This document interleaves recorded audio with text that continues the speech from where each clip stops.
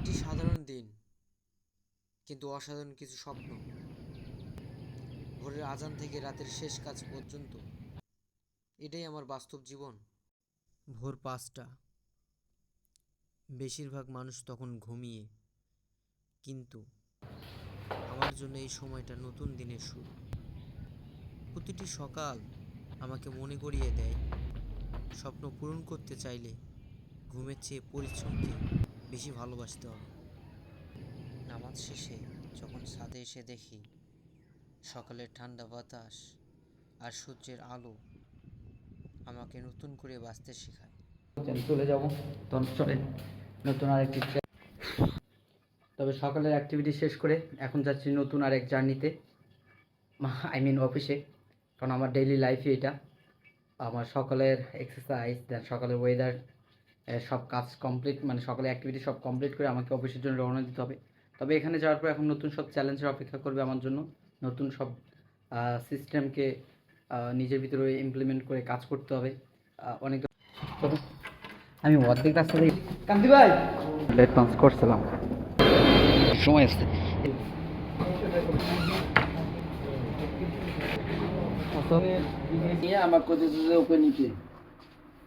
এত light set ওকে তো হবে না, যেটা সত্য সেটাই দেখানো না।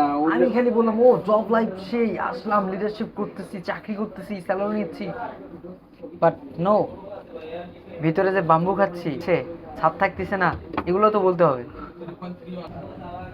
কোয়ালিটি নোটও কি করবে, আমরা সাইন নিব, আমরা এসওপিতে যাবো, তার জন্য আমি বলছি।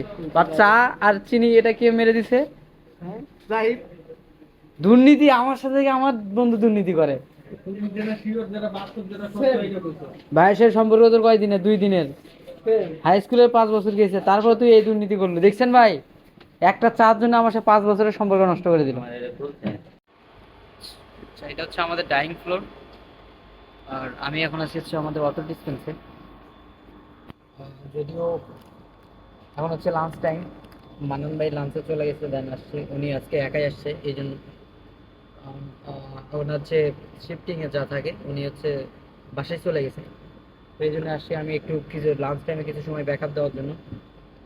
আমাদের এগুলো সব অ্যালাইন, সব কিছু একসাথে। আমরাই ছিল ডাইরেক্ট জিএম নিয়ে বসছিল, তোমার এখন আর কেউ ভয় পাইতো না, তুমি যাও না, তোমার আর লাগবো না। এই ভাইয়া কি অবস্থা? ঠিক আছে আসেন, বাসায় দেখা হবে নাকি? কি কি হয়েছে হঠাৎ দেখাই ধরেন কত আছে? হ্যাঁ এটা এটা 90 তে 15 মিনিট দিয়ে দেন, 90 তে 15 মিনিট।